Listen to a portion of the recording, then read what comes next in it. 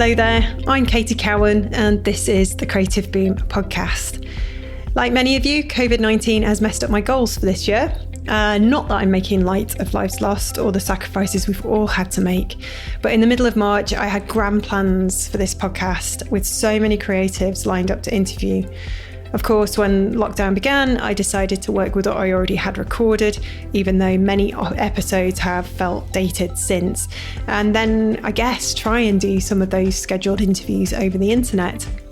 But I've really struggled, if I'm honest. I've not found the energy. That is probably until last week when I finally reached out to some of those creatives who I'd planned to see in London, in Manchester, in Bristol, all over. One of them was Sophie Amono.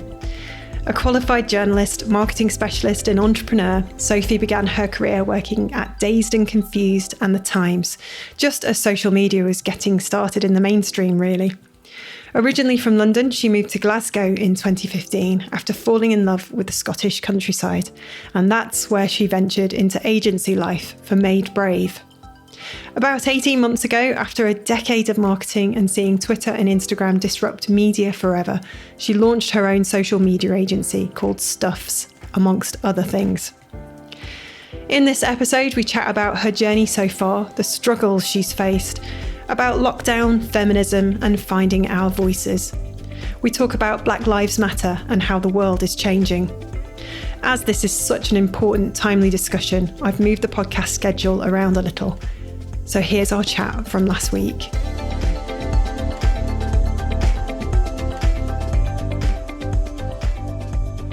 It is so lovely to see your face. We were supposed to meet up before, like you put it perfectly before. What did you say? It was like... Before BC, before Corona. That's so clever. Before Corona. I do that with my I do that with my friends who've got children now, and I'm like wind them up and say, oh, you were so much fun BC. But I think COVID-19's taken it over, hasn't it? Oh, it's absolutely like the kids are in the dust. COVID's just, moved them to the side. It's so frustrating. How have you been finding it? Because we're coming out of lockdown easing now. It's sort of coming into July. Yes. It was actually, at first it was really hard for me. I'm a real people person and I thrive off in-person interactions. So, for example, things like pitching and client meetings and coffees, I love them because I just love a good chinwag. And suddenly that all left. And I was like, I'm just left with my thoughts. And it was really hard, if I'm honest with you, Katie. It was really, really hard. And then as soon as I got accustomed to it, I got used to Zooms, I got used to Skypes, and now it looks like it's easing up just when I got used to it as well. But yeah, it was really hard at first. I found it really hard as well. I've got a feeling that you're a very tactile person. Are you a hugger? Yeah, massive hugger. Massive hugger. We're going to get on fine. We are like a house on fire. So yeah, I've just been deprived of hugs, really. Yeah, it's been horrible. I've got a lovely friend who lives in this street who I'm very close to, and he's a GP, so he's obviously coming across lots of people every day, so he has to be very, very careful. And he's so tactile and I can't hug him. And it just, every time I see him, it's just like, it's heartbreaking. I nearly came close on Saturday and gave him a hug, but no. It is. It's very hard. I actually cried. I was like, I really want to hug you. And it's been a really tough week. And I just really need a hug from my mate. That's it. That's exactly it. When you've had like a tough week or a tough day, just hug it out, just hug it out. But we can't. No, we can't. And even though it's lovely to see people on Zoom, I feel like I've forgotten how to be social. Like I'm a little bit, so I get a bit overexcited when I see somebody I haven't seen and then I end up like cackling like I'm demented. I've forgotten how to. It's mental. It really is. And I think there is also this like thing, like, our homes are usually where we escape to. And it's like now you're having to kind of bring people into your home. And it's like, I wouldn't usually bring perfect strangers into my home, but now we're having to because you're having, client calls and new business meetings and stuff, and people are seeing your home, and it's like, I feel very exposed here, and I don't like it. Have you edited your background like I have? Absolutely. There's not a plant right now that hasn't been put into place within an inch of its life. I'm actually going to make a confession now. I don't know why they asked me, but I did an Adobe Live interview. And before I did it, I was like setting up, I'm using the same background here. I was setting everything up perfectly. I got loads of plants from all over the house and just put them all behind me. And my husband, Tom, was like, what are you doing? I'm like, I'm going on Adobe's live stream. I need to look cool. I need to look creative. I need to be one of these plant lovers that we're all supposed to be. But I am a plant lover anyway. And I've got I'm going to confess now, and I can see loads of plants in your background there, which all look beautiful. But I think I've got about 20 plants in my house. Wow. Are you not that bad? I think I have 34. You have more than me? Yeah, I have 34. Oh, but this is what I mean. So these ones have been, just placed to look like I'm really laissez-faire, like I don't really care. Just and the cushions and the beautiful bedspread, love it. Exactly, just randomly thrown to just show my delightful taste. Do you know whose fault that is? It's Instagram. It is. It absolutely is. Because we all feel like we've got to have these perfectly Instagrammable homes. I know. It's just just. It's crazy. I was doing a call with Beamer, a Zoom. I was on a panel for their Beamer Beats with Spotify and Sony, and I thought I'm going to put some tulips in the background and a candle, and then there was a point where I was like, I think those tulips are going to catch a light. So I'm on this call, Katie. I'm about to take the stage, and I'm like, people might just see my house burned down behind me. Nobody would know. But that's happened a lot, hasn't it? Not the burning down of houses, but random things like that. Like a friend of mine says, I think they tweeted it actually. They said, how's your day going? My wife just walked in naked on a Zoom call with 8 of my colleagues. Oh my God, I've been mortified. Brilliant. Especially now when you can't even go to the beauty salon and get all that, stuff sorted out. There's nothing you can do. So it's literally us in our freest form. Like, I'll tell you what. So another Zoom event I was speaking at. So I just didn't have time to do my hair. And it was straight after work. So I thought, I'm going to just slap on a wig. So just slapped on a wig, did my talk. I was like, phew. And they were like, and now for Q&As. And I'd taken the wig off because I was like, I finished. I'll send you a picture, Katie, so you can just see. I shared it on my Instagram. I was like, they're going to think what's happened to her hair. We just forget, don't we? Exactly. I almost went to the loo during a kind of Zoom thing the other day, and then I realised that these snazzy headphones, which I was talking about with you before we started chatting on this, I realised they've got microphone built into them. So can you imagine sort of going on the loo and then just going... It's just like 8 other people can hear you in there. I mean, it's just been weird, but it's nice to laugh about it. It's at nice least to we can. Yeah, exactly. We're safe, and touch wood, nobody I know has affected from it. In fact, the only person I know that's had that knows they've had COVID-19 and actually were in hospital for a couple of weeks fighting for their lives was a really nice guy who works at my local hardware store. Just down the road, Jeff, and he was telling me all about it, and it was terrifying. And I think up until that point, and this was probably back in April, maybe even early May, feels like another world. Anyway, I think up until that point, I was in complete shock and denial of what was happening in the world, because it's just been it's been weird, hasn't it? It's super, super weird. And just when you thought it could get crazier, it does absolutely get crazier. Like, just when you think, you think, we've reached the pinnacle. Oh my goodness. How do you feel about that? How are you feeling? Do you know what? It's a roller coaster. So for those that, haven't seen me, don't know me, so I'm a black woman. And when I saw the video and saw everything that was happening, I just cried and cried and cried and cried and cried and cried. And then the next day, just kind of, you feel like you've cried it all out. And they just went online, and I just saw so many people using social media finally for what I call good. I mean, there's always been people using it for good, but there were so many allies and friends, and I just suddenly felt this wave of optimism that actually it is terrible, but there are so many amazing people who know this is wrong, who are going to use their voices, and we've seen it so that initial sadness for me has really turned into hope, and I think with hope, anything is possible. And we've seen it, petitions, the demonstrations, the laws that are being changed. And I think it's just so wonderful to just see that ability of people to come together to fight injustice.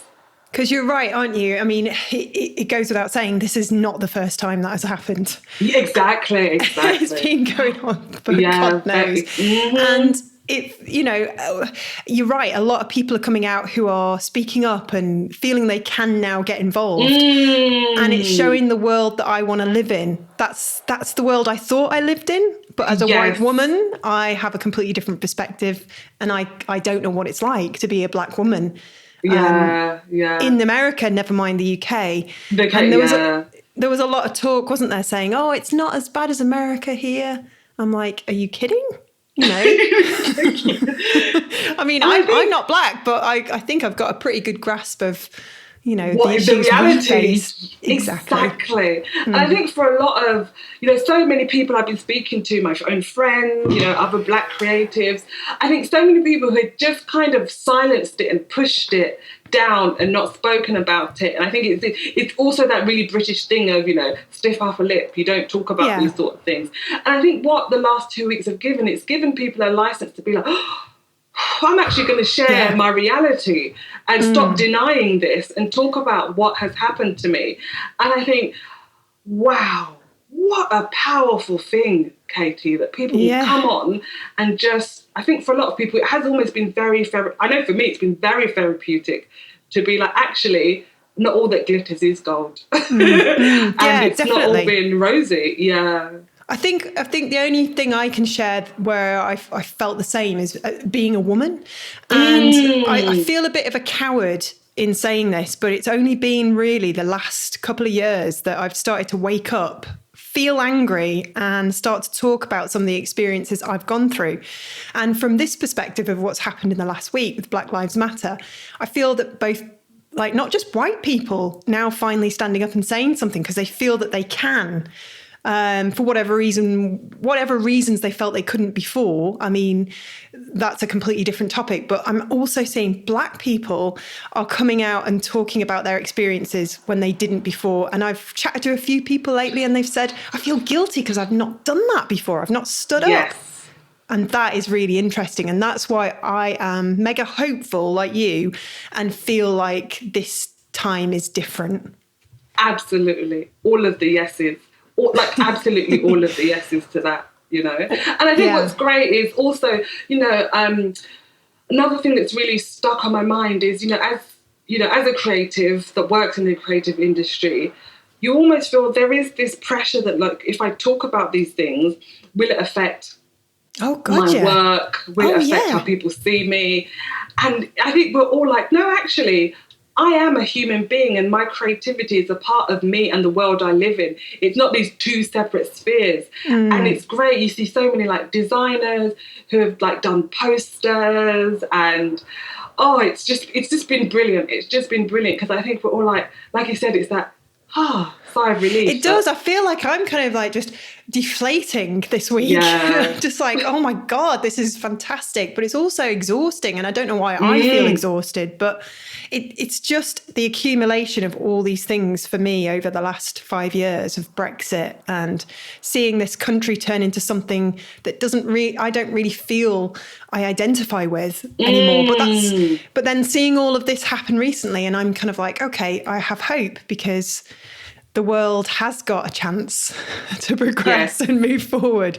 But just going back to being women, I don't know if you have done this yourself, but it's only been a recent kind of discovery of myself. So it's quite raw still, and I'm still trying to find the right words to explain.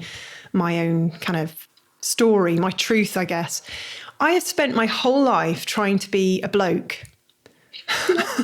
Yes. So trying to be something I'm not, kind of trying to sort of push the woman aspect under the carpet and fit in. Because I think subconsciously I've always known since I was a little girl that boys have had it better. They've had an advantage. Yeah. So that is the only way I can sort of try and understand what it must also be like to be a black woman and some of the kind of struggles you've had to get to where you are. I mean, I can't speak on your behalf, but do you feel like your gender and also being black has held you back in your career at all? Absolutely. It's like a double whammy. Because me and my best friend were like, cool, we're black and we're women. It's like, but actually, we need to stop looking at it as like we've pulled the short straw and recognise that we have been trying to fit ourselves onto this table. And it's like, no, actually women, actually, black people, actually, disabled people, actually LGBTQ people. Stop trying to force yourself onto these tables. Build your own table and invite those that want to come to your table. And it's just so freeing to just be like, I don't have to keep trying to force myself onto a table I'm not wanted at. I'm just going to get the hammer out, the planks of wood and build my own. It's brilliant. I love that. Brilliant. I love that. Build your own table. Why didn't I think of this before? Exactly. But that's the thing, because again, we're all from childhood, society does condition us to be like, this is just the way things are. And if you want to do it, I mean, if you look at like power dressing in the 80s, the reason it was so powerful and the shoulder pads were so prominent is because women were trying to emulate, or when they went into a business meeting, a boardroom, so their shoulders were broad like men so that people could pay attention to them.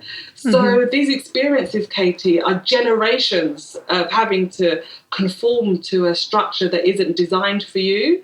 And I think it's brilliant to finally have that freedom to be like, I am who I am and I'm going to be proud about it and I'm going to live my life, with all of the complications that come with that. But I'm going to stop pretending I'm something that I'm not.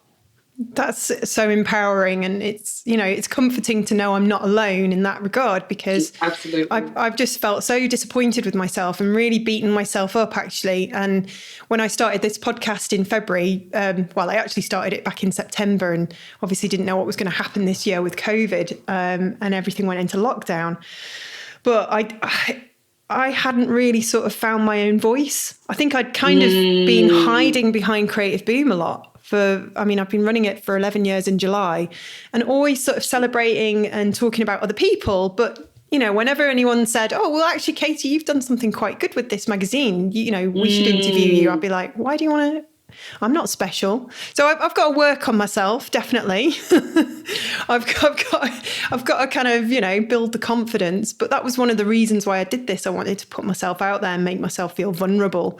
And start potentially talking about these things. Maybe it was like a blessing, that I never realized, because I just thought I was going to chat to people, but I never expected to talk about my journey and some of the things I'm figuring out now in my 40s. And I have to stop saying that, by the way, because I feel like I've got to my 40s and I'm like, Katie, how come you haven't figured this out until now? It's crazy. Yeah. You're a bit younger than me. You were born in the 80s. Yeah, I am. So I'm 33. And I feel like, you have this trajectory mapped out for life. Like, I thought at 30 I'd be married, I'd be a millionaire, have 2 kids. And literally I got to 30 and I just about knew how to make like a spaghetti bolognese. I had none of these things that I thought I had. And it's okay. I think as well, there's this great pressure to be successful. And I think what I'm trying to change in my own narrative and in my own head is what success looks like. And success can be literally, you know what, I made it out of my bed this morning because I had a real bout of depression and I made it out. That is success for me. And I think we all we live in a world of hyper success where it's like constantly, I was featured here, I won this award. And I just think we're constantly chasing this illusion of what success is without acknowledging, like you said, all of the little parts in your journey, including the failure, which allows you to be the person you are today. Yeah, it's absolutely true. God, you've figured out so many more things than I have, and I'm now feeling inadequate. No, but seriously, it's true. I mean, the lockdown I don't know. I went into overdrive and worked really, really hard, and then I think about 4 weeks in, when we were told to stay at home, I think it just hit me, and I couldn't get out of bed.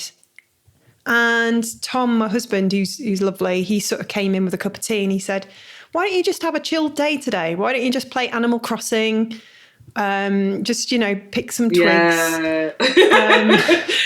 But it's so weird that you need somebody else to sometimes just say, it's okay to just take a day off. Because going back to you and your career, it sounds like we've had a very similar journey, because you started off studying journalism, didn't you? Yeah, I did. I thought I was going to be the next Anna Wintour. That was what I had in my head. I was like, I'm totally going to, be the next editor of Vogue, and no one could tell me different at 16. Brilliant. But then, kind of like, MySpace came out first, and kind of like, all of a sudden people stopped thinking magazines were cool, and I absolutely lived for Dazed and Confused. Absolutely lived for it. I think at my mum's in her wee shed, she's probably got moulding copies of piles of Dazed and Confused, because I was convinced that was what I was going to do. And went to study it. Digital boom started. Arab Springs uprising started. Gosh. And then my view about the purpose of journalism changed. And don't get me wrong, I still love pretty clothes. But I was like, this isn't what I want to use words for. I want to use words as a source of power and inspiration to people, and to actually change the world for better. So my initial goal was I want to be the next editor of Vogue, and now I couldn't think of anything worse. Well, I don't know. I do like that film Devil Wears Prada, though. I know. I do like watching that just to sort of see the clothes. It probably feels very old-fashioned now because things have moved on so much. But fashion is probably, cutthroat, don't you think? Super. I worked in fashion. I think this is actually, so to anyone listening, you can tell my accent's from London, but I actually live in Scotland, and I've been in Scotland for 5 years. And I worked in fashion journalism. I got the opportunity to work at Dazed and Confused, a platform called Not Just a Label, and I burnt myself out. It's a very unforgiving industry. It's also an industry that is very elitist and classist. All of the editors come from very private schooling. I'm literally about as working class as it can get. And I couldn't afford to do the things like have a private car pick me up when we finished in the office at 1 a.m. I had to get the night bus, Gosh. And I remember getting back to my flat in Herne Hill and be like, I'm shattered. I'm going to have a hot bath, would run the bath. We're talking like midnight, 1 o'clock, I'd get home, and flooded, woke up like, why does it feel like I'm in a sauna? The bathroom is flooded. Because I was so tired. I would just put it on and just pass out. And I think the second time it happened, I just thought, something's got to change. Something's got to change. As much as I love the creativity and the freedom of expression clothes give, the industry itself is brutal, Katie, brutal. Because you've been running your own business, haven't you, since January 2019? So congratulations, you're the owner of your own agency. Amazing. I started mine in 2007. And it is amazing, isn't it? We don't often give ourselves that pat on the back. I have to pinch myself because I'm like, I'm running my own business. This is cool. Exactly. No, it is, honestly, Katie. I think, especially for women, we need to get really used to bigging ourselves up and be like, you know what? Yes, I do have a super hot business and I'm proud of it. And speak it with that authority. And at first your voice might tremble, but the more you do it, the more you will start to own that narrative about yourself. Exactly. So I've been practicing it, Katie, because at first I'd be like looking down and be like, I kind of have this little tiny agency. It's going back to that thing, isn't it? About how, like I was saying before, that I sort of called myself a tomboy didn't really sort of embrace my gender, because I was worried that it was going to hold me back. Or if I talked about any kind of issues that I was facing, I was worried that that would kind of affect my career as well.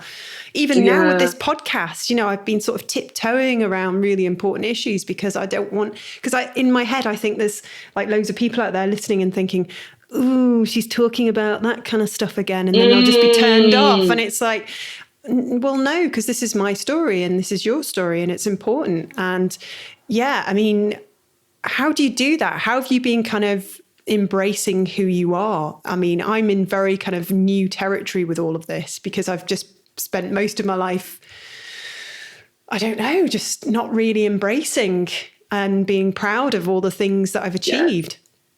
Yeah. How can you help me, Sophie? Yeah, it's a hard one because I'm like, I need a bit of help myself. But what I learned was I needed to reset the narrative in my head. And to proactively do that, I had to start acknowledging all the things that I've done. So I just, every once in a while, I just stop and write down, this is what I've done, this is what I've achieved, this is what I've done. And I think it's so, so powerful. And for me as well, I suffer from social anxiety. And it's funny because people never believe me because I'm so bubbly and loud and effervescent and all these sort of stuff. But I do have super serious social anxiety. But social media has been a place where I've been able to speak about my business from a bit of a shield. There's a barrier between me. Definitely. You know? So yeah, and then and people do come along and they give you your props and they give you your flowers, and I just think we just need to start taking. I've got a journal now, and I just sit there and just write all the things that I'm thankful for. You know. Yeah. That's a great tip. We spoke to Craig Black, who's also based in Scotland. He's a lettering artist. You know Craig, him. Yeah. So he was saying he does all these amazing things. Like he will sort of have affirmations and he'll have his goals all on his wall and he'll remind himself constantly that he should be super proud of himself. So I was really inspired by that and got a lot of really lovely feedback from people who, you know, like you and I are going through a similar kind of, you know, journey at the moment, in that we've had enough of kind of being British and, you know, putting ourselves down and brushing it off, you know, because it's not very British, is it, to sort of stand up and say, well, actually, I'm pretty damn good at what I do and I'm proud of where I've got to and how far I've come and that I've not given up. Because I bet, like me, there have been so many times when you've just gone, I can't do this anymore, it's too hard, I want to give up. Oh, yes, Katie, so many times. And honestly, sometimes I'm like, yeah, that's it, I'm done. Adios, sayonara, I'm out of here. But I think it's so important that you take the time to just pop your collar. I always say that to my mum. I'm always like, Mum, make sure you... Yeah, I'm always like, pop your collar. She's like, we love doing it to each other. And it's just even small stuff, because the person you are today was a dream yesterday. And you don't recognise that. I was watching... so I'm actually in the process of adopting, which again is a whole nother riot. Wow. But I did a video about adopting, and I did it like life before BC. And I was talking about, you know, I want my business to be self-running so I can take that time off to, you know, really give a child the nurture that they need, especially a child that's come from a difficult background. And I listened to that podcast, that video yesterday, and I was like, oh, wow, I wanted to have a team. I've now got a team. So I think, without sounding like a facetious, like movie director, I'm thinking about getting a dictaphone. I can just do it on my phone and just record I don't think that's a bad idea. I think that's great. Because when I listen back to it, vocally. Yes, vocally. Because when you hear it in your own voice, it's cemented, because it's literally you talking back to you. And I was like, I did it. Like, I have a team. I was talking about, you know, having, you know, at least, you know, one client that was a retainer, and I've got that now, you know, and another one. So it's like hearing myself speak it. I don't know what it was about that process, but I was like, go you. And it was me I was talking to. I love that, because like often, like say we're put in a sort of difficult scenario, like whether we're pitching to a room full of people or even more scary in my mind, standing up in front of 100 people and talking about yourself. That's terrifying. And you do have, when you're stood there, you do sort of think some people are against you. You look in the audience, you're searching for a friendly face. And you know, you're like, oh God, they probably think I'm an egotistical idiot talking about myself. Like, who is she? And you can see there are a few faces that are unconvinced, and it's very unnerving. And then you kind of do it a few times and you realize actually everybody's rooting for you. Yeah. And they're just terrified of you turning to them and saying, you there. What do you think? So they're like sat there like that, looking uncomfortable, because they just want to watch you talk. They're not overthinking it like you are. They just want to sort of hear from you. And then when you get past that, it's the demons in your own head that you have to fight. And so you have to say, well, actually, I've got some value to give here. But going back, you know, looking at it from a deeper perspective, we've our whole lives as girls been told these narratives, and we've had to work, dare I say it, twice as hard as men absolutely, to prove ourselves. And we do have to kind of shoehorn ourselves slightly into the industry, the creative industry and other sectors, to be kind of palatable, I suppose, to that kind of world. And I think that is changing. I think we're now able to sort of just be ourselves and embrace who we are, because we have a perspective that we should be proud of and, you know, confident to share. It doesn't mean that we're sort of saying, oh, you know, we want to take over. Obviously, we just want equality. Exactly. We just want an equal share of the pie. That's it, guys. We're not asking for the whole pie. We're just saying, can we divvy up this pie a little bit fairer so I can have some too and not just some crumbs? And I think, you know, especially as women, we've got to kind of be able to take up a space, and it's uncomfortable because, you know, we've been walking around with our shoulders hunched, trying to take up as little space as possible. We need to really spread our wings. Like, I remember I was at an event in Glasgow, and, you know, I always feel like I don't belong in the design world. I feel like, you know, I'm come from a very working class background.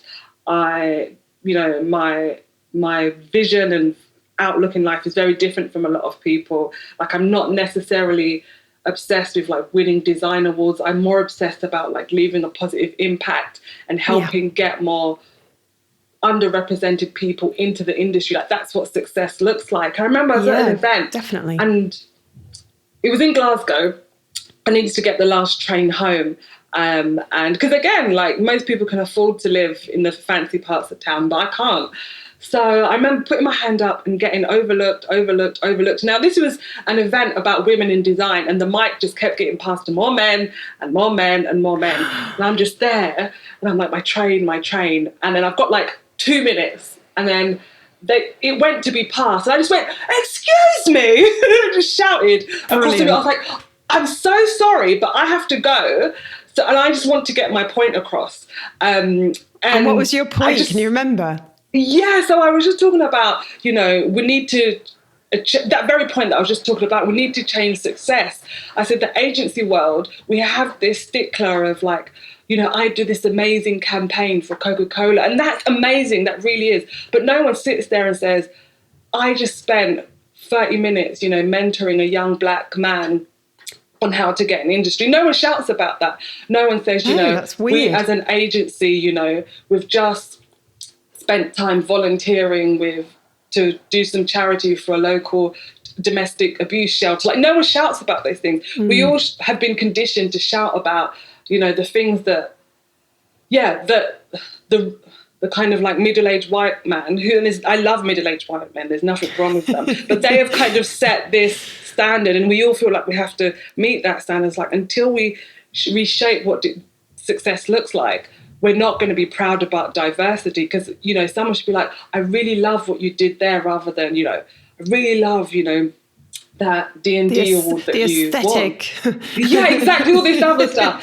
And everyone was like, all the potential stuff. And I finished speaking, and everyone was like, whoa. Yeah, it's a really good point. Like, oh, and, you know, a few people like contacted me after, like, thank you so much. Like, I literally had to run and get my train.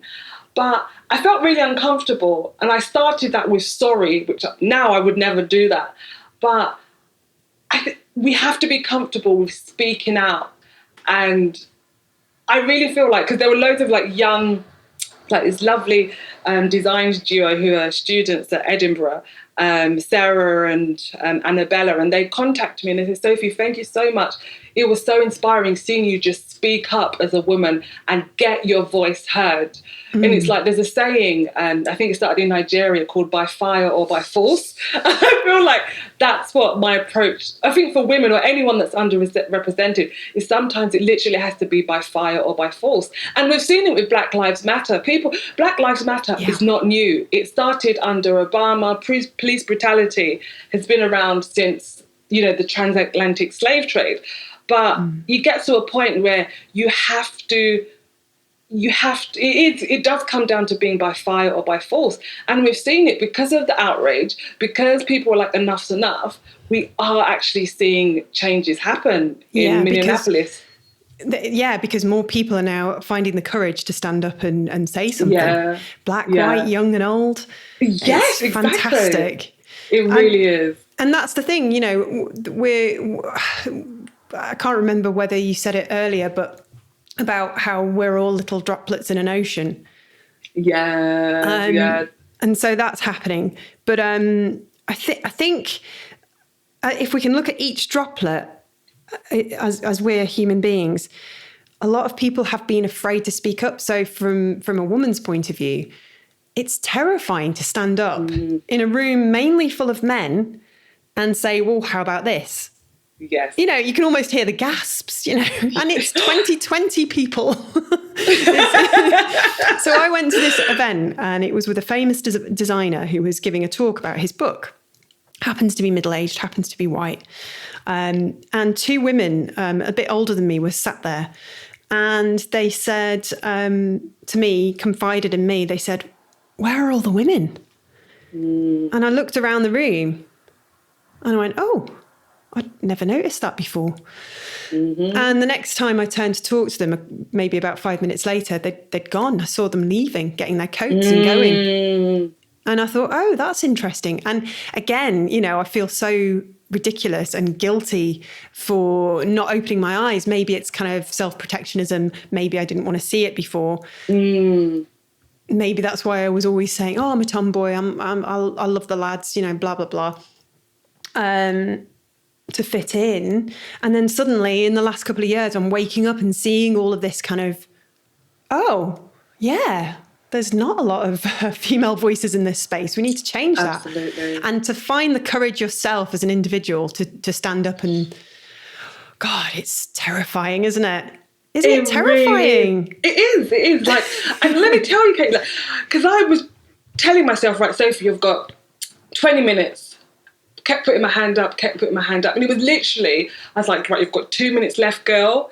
If you don't speak up now, you've lost your opportunity. And I had my team there with me. And I just thought, do it for them.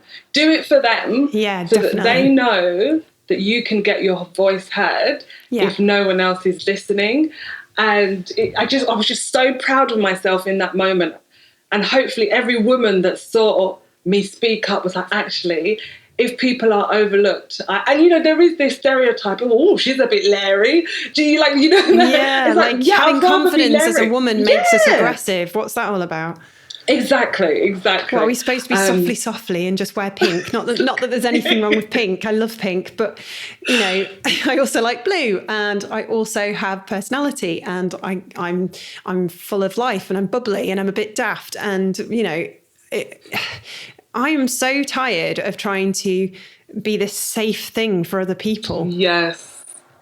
I'm done with it. Absolutely. Yeah, me too.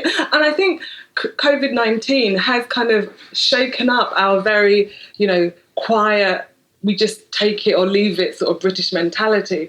Because what we've seen is like in just the way the NHS have just been, and anyone on the front line, supermarket delivery drivers, have just been absolute heroes.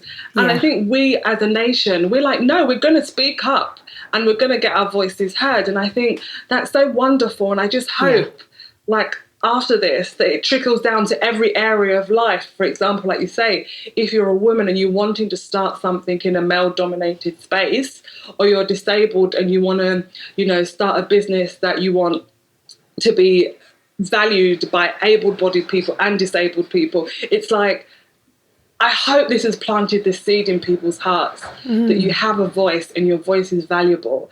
And if you speak up, people will find you and lift you up. It's, really exciting. Because this is where the foundation of your agency sits on. It's kind of calling for that diversity and inclusion. You know, you must get out of bed in the morning and think, you know, not only am I running my own business, I'm doing something of value, I'm giving back. And it just must be really kind of, you know, empowering and such a boost to your confidence, knowing that you're not just making pretty pictures or putting together some great content for a brand or showing, you know, pulling together a marketing campaign and seeing that client improve and thrive. You're also doing something for the industry and forcing change in a positive spirit.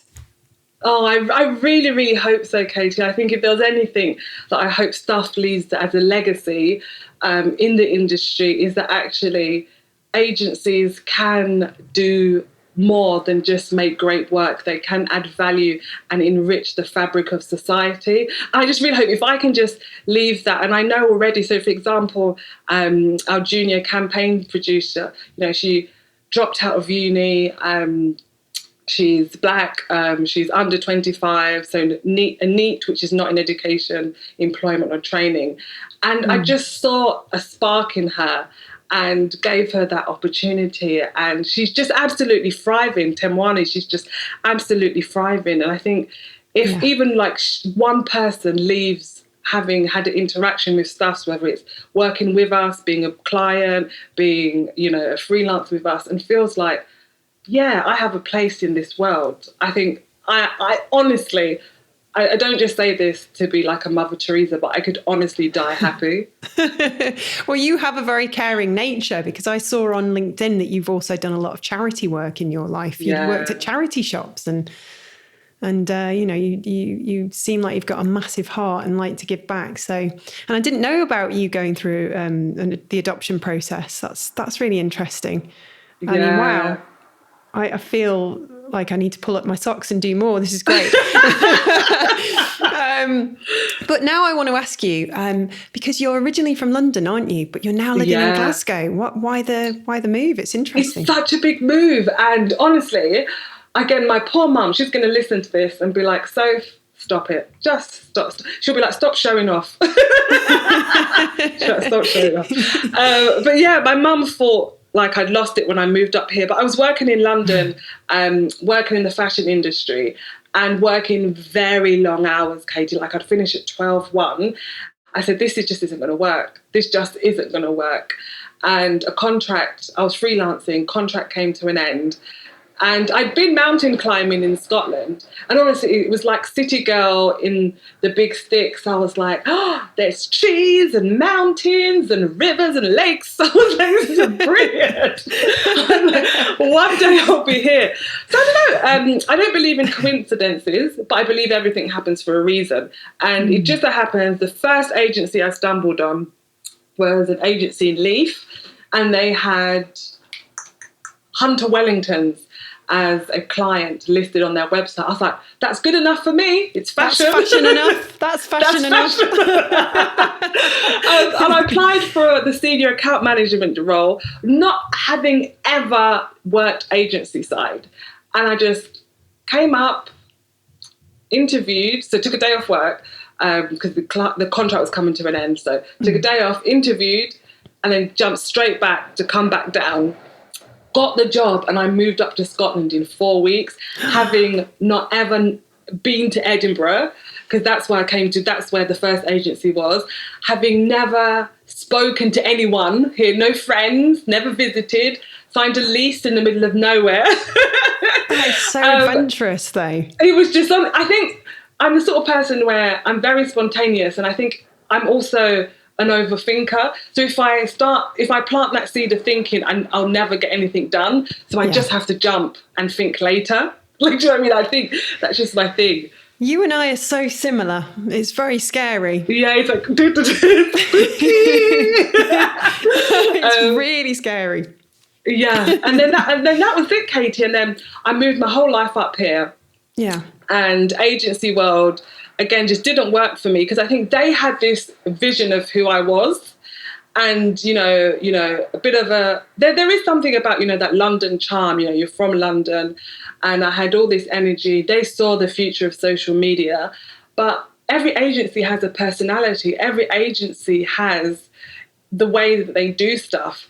And that's no, shade to them, but I just didn't fit in because their DNA wasn't, talking about brand DNA, their brand DNA just wasn't me. And I kept trying to make myself fit in and it just didn't work. I got so depressed because I felt like such a failure, I was like in this shining advertising world, everything was going wrong, it was just awful. And then I think my childhood stubbornness really kicked into gear. I was like, no, I'm not the problem here. You're actually maybe not the problem. The problem is there's a gap here for people like me who want to do things in social media. I thought, just start your own agency, chica. And just do your own thing. Just do it, in the words of Nike. And if I had known how much hard work it is, Katie, I would have never done it. But now I'm so glad I jumped. Yeah, because those first, looking back, those first 18 months, those 2 years initially, they are tough because you're figuring it all out. And there are things you've never sort of come across before, just simple things like getting in touch with the government and registering as self-employed, deciding whether to be a limited company or sole trader, and learning about all these legal things that you need to worry about. If you're going to get an office, you need health and safety, you need to do this, you need to do that, you need to get your electrical cables tested and have them on a register every 2 years. I mean, what? I thought running a business was supposed to be fun. Exactly. It's like, where is all the fun in this? And I think that's why having a deeper message at the core really helps because, the reality is there's so many people who don't have the money behind them to just, fail and try again in that sense. And it's to be so smooth. I think when you've got a deeper kind of fire in your belly, you just kind of be like, okay, I know where this is going. I know what I want it to be. So just suck it up, kiddo. Get on that mega bus again and just make it work. Well, it's another level to be proud of yourself with because I was talking to a friend who I've known for a long time, actually, and he works in the similar industry. And he said to me when I was having a sort of moment and spitting my dummy out and saying, oh, I'm not good enough and running this agency is so hard. He just sort of said, you do realise that most of the agencies in Manchester have either started by people who come from wealth or they've kind of taken on something that used to belong to a parent. Yeah. I mean, he was talking about like a handful of... Just a handful, yeah. Yeah, and I was like, oh, I didn't realise that. He said, yeah, you've done it from nothing. You've done it without taking any bank loan. You've just built it up from the ground up and worked damn hard. So you should be proud of yourself. And I was like, yes. I'll take that. I'll be proud of myself, I think. But I'm still working on that. Still working on it because it just feels so uncomfortable to say, yeah, I'm great at what I do. Say it again. I'm great at what I do. I am Katie Cowan and I'm confident and I'm powerful and you better watch out. Whoa, hallelujah. Glory. That was perfect, Katie. I love it. Perfect. I'm going to record that and listen back to it every night before I fall asleep. Now, moving on. So lockdown has, we've mentioned it a couple of times. I think one of the nice silver linings of lockdown, and obviously we're not sort of saying that it hasn't been awful and lives lost and businesses impacted and all the mental health issues that are going to come out of this. But, as with every kind of difficult situation, as humans, we try and find the silver linings. And one of the great things about lockdown is that it's forced businesses to see that actually virtual working can happen. We can do meetings without, taking the night bus, megabus, or the train down to London. We can actually just have a quick chat over a virtual conference. And hopefully that will mean, more flexible working for parents, a better working environment moving forward, maybe a bit more of an understanding of what it's like to be a woman and have children and still want to have a career. And I also think the other thing is that people were going far too, going down this path of perfection. And this has just taken away all of that in one fell swoop. And it's made everybody be a bit more open and honest, and they're talking about things they never talked about before, which is fantastic. Instagram isn't so perfect at the moment, I've noticed. Yes, finally. People are being more truthful, and they're like, oh, it's okay, I'm not going to have that backfired on me, Yes, it's just a real groundbreaking moment. It really is, Katie. And I think, I love to, now I'm surrounded by nature. And I love to learn so much from nature, to just be still, just walk around, get lost. And you learn so much. It's like every winter, all the leaves have to fall off to just reset, and I think it's just the same. There's a place that floods every year, but it floods so that it enriches the ground. And then when it goes back, so many plants and animals grow, it's just lovely. And I think it's exactly the same with life. I think COVID-19 has horrendous as it's been a real reset for a lot of people. We've had our lives disrupted, and it's caused us to stop and think, actually, what is really important? Yeah, it's definitely. allowed, like you said, even just the way we think about how businesses run. We're because I think so many of us kind of just felt like we were running the rat race, and this was just the way it was, and we didn't have a say in it. So you just suck it up and you just get along with it. We didn't know, we couldn't see any alternative, could we? Because we were all wanting to have a good life for ourselves, for our children, for our nephews, in my case. And we want to sort of, stay with the roof over our heads and have food in our belly, and, all these kind of things. We want to have nice holidays, nice clothes, fashion. Yes. And unfortunately, that means we have to run and keep running. And I think a lot of people from this, it's going to be interesting whether anybody changes their lives quite drastically and does something that you and I might do, where we go, okay, that's it, I'm moving to Glasgow or whatever. It's just people have slowed down.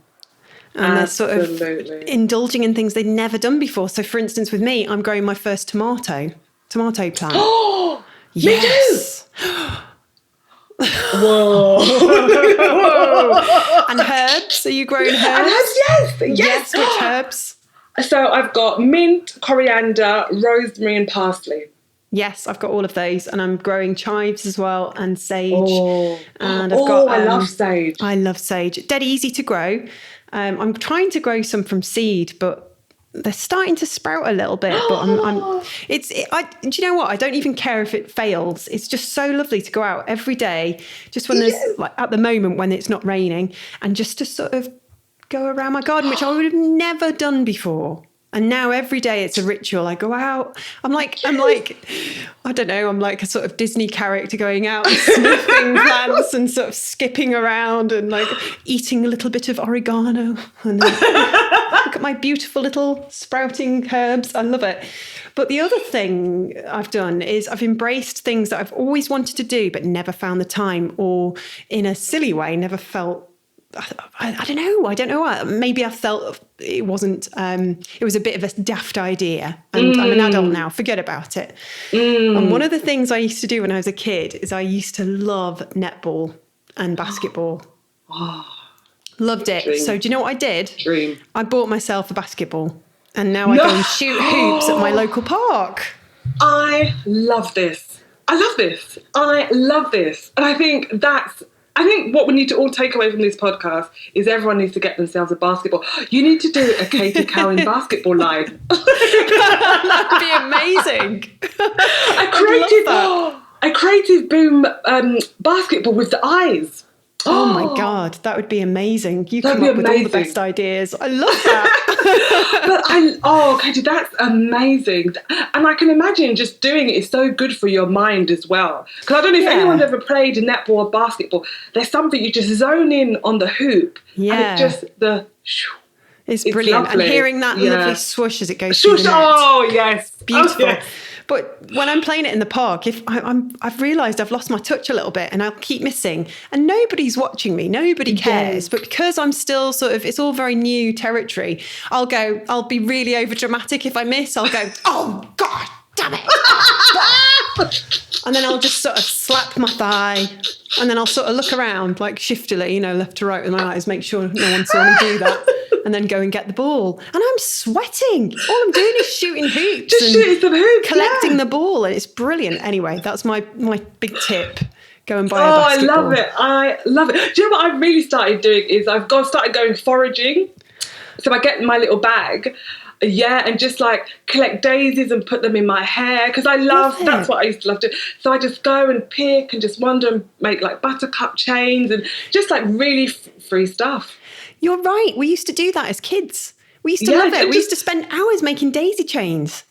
Exactly. I just think we just need to reconnect with that inner child in all of us that explores and wants to create and wants to achieve. And I think even now when I have calls with clients, I go up into the forest and it just keeps me so calm and so relaxed. And I don't feel this pressure to like, okay, yep, I'll get that to you tomorrow. And yep, I'm on it right now. I'm just like, okay, cool. I'll make a note of that. And as soon as I get back, I'll drop you a note. It's so nice. It's so nice. So what the kind of key thing we can take away from our chat is that it's okay to be yourself.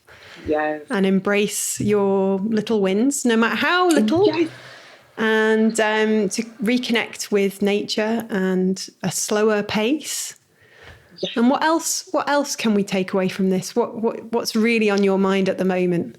Yeah, so there's I think people need to start self-promoting, and it is really, really hard for us.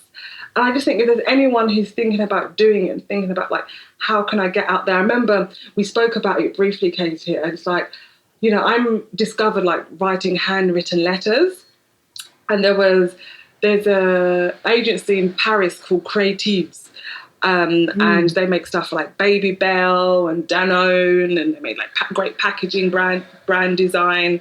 And I just wrote the founder, CEO, female CEO, Sylvia. I just wrote a handwritten letter, posted it off to France just to tell her, thank you so much for what you do. Because for people like me who have always dreamt of, being their own boss, never maybe I knew it was going to be an agency, but I always dreamed of having more control. Seeing you do it and having done it for so long, and it's just really inspiring. I just want to thank you for it. And That's just amazing. Just little things like that. Just take that leap of faith. It's just so important. And for me, like, it's time that we go back in order to go forwards.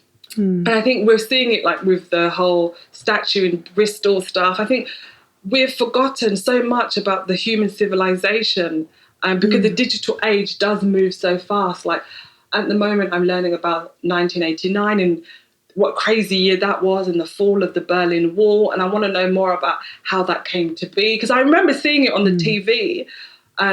So I'm just really interested in historical civilizations, and I think we all need to do more of that. And make it our own responsibility. Because I think a lot of people are like, we never got taught this stuff at school. But you can't change that.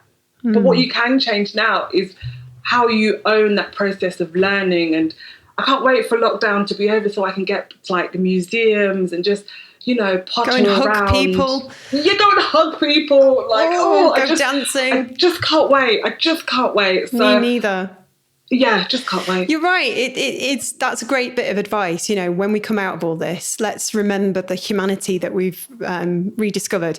There'll be plenty of people who never lost that. I can say hand on heart that I've always been a caring person, but I definitely feel that I've reached out more in the last kind of couple of months to friends and family than I've done in 10 years, which is ridiculous. Well, that's probably not the case, but it feels like I have. It feels like I've come out and made more of an effort and called people and texted people. I've been sending cards in the post. I'm trying to remember the name. I think it's Amelia Flower. She's an illustrator, and she made these really cute postcards that said, they're like holiday postcards, but reenacting holiday scenes at home. So there's a lovely illustration of a girl by the bathtub, and the strapline says, "See you by the pool." And so I just wrote really short little notes to a few friends who are sort of, going through a bit of a tough patch. Yeah. And just said, "Wish you were here." Love it. The days here are long. I've been pottering about in my garden, smelling my herbs. So yeah, I mean, sending a letter to someone and reaching out and remembering that we're all just human and we're all in it together and we have this common humanity is so important. It really is. And I think we're going to need it a lot. Yeah, we are going to need it a lot moving forward, definitely. And I suppose a lot of people who are listening to this, artists and designers, I'd like to pick your expert brain on social media, because social media has changed so much in the last 10 years.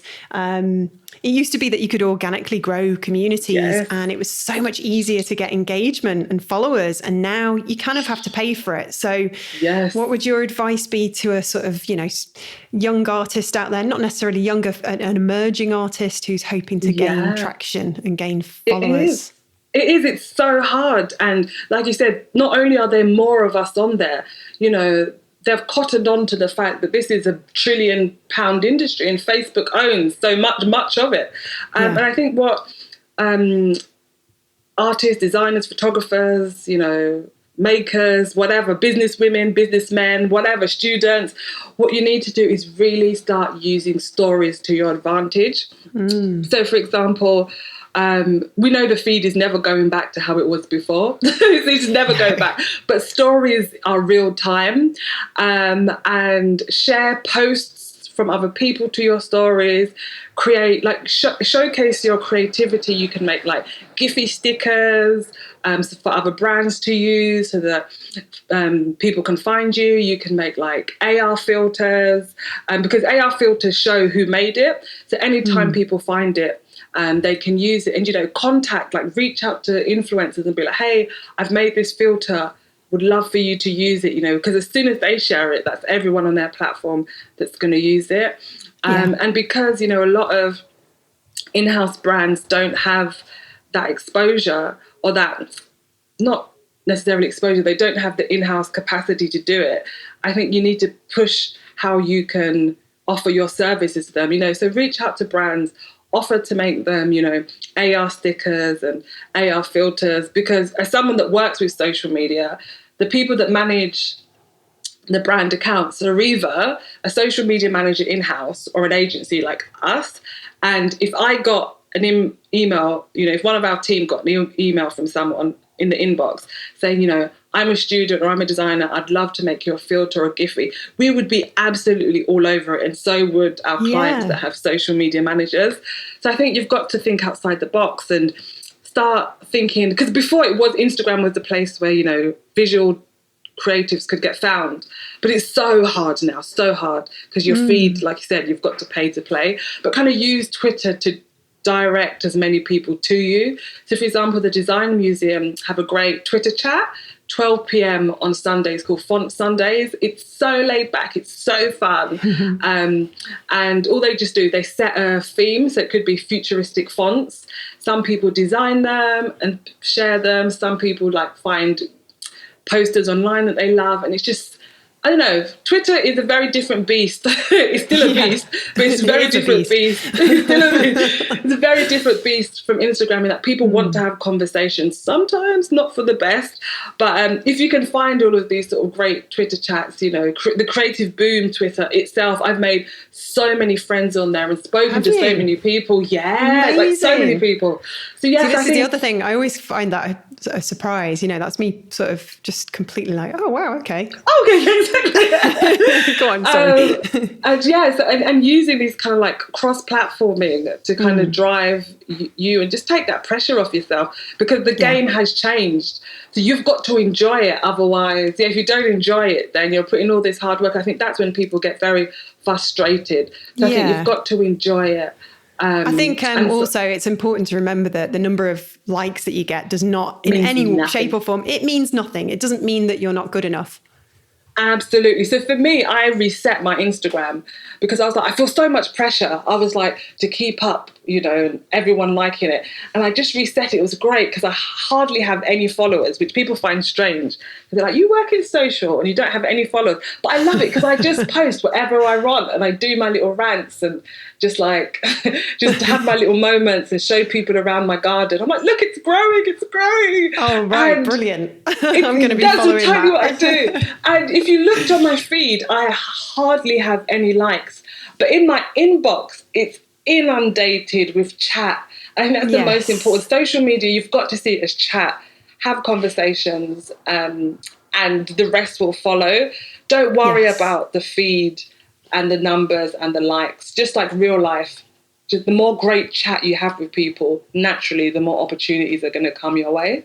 That's wisdom. Brilliant. And you're right. It's about showing the real you, the humanity, the compassion, the understanding, the highs, the lows, the joys, a little bit of wackiness as well now and again doesn't go amiss. Oh, absolutely. Absolutely. I do an amazing Julia Childs impression, and I will do kind of pretend, sometimes on my personal Instagram, I'll do pretend cookery programs with her voice. And I'm pretty sure I'd lose a couple of followers when I do that, but I don't give a flying. Exactly. It's me. Katie. If you don't like me, fine. Plenty of people do. Exactly. You're in the wrong place. Exactly. If you don't like me, you are totally in the wrong place, Buster. There is the door. Show yourself out. See you later.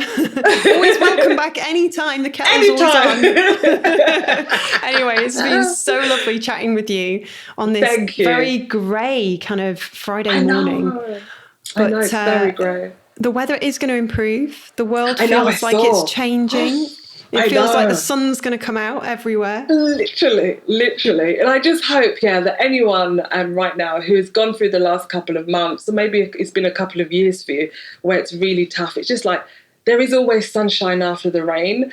And I just want people to like just live with that hope that I think's been planted in all of us, because like we said, we're going to need it. I mean, it's likely that we're going to have more of the same governments in power.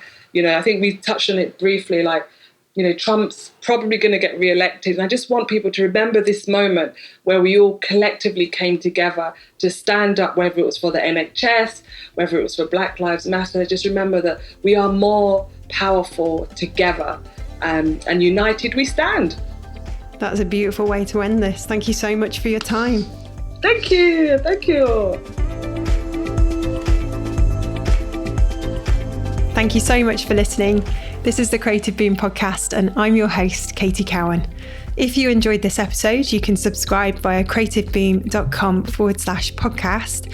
We've also just refreshed our newsletter, which goes out every Tuesday, featuring some highlights from our magazine from the previous 7 days. Sign up via creativeboom.com/newsletter. Or if you'd like to follow us on Twitter, you can do so at Creative Boom, and on Instagram at Creative Boom Mag. Until next week.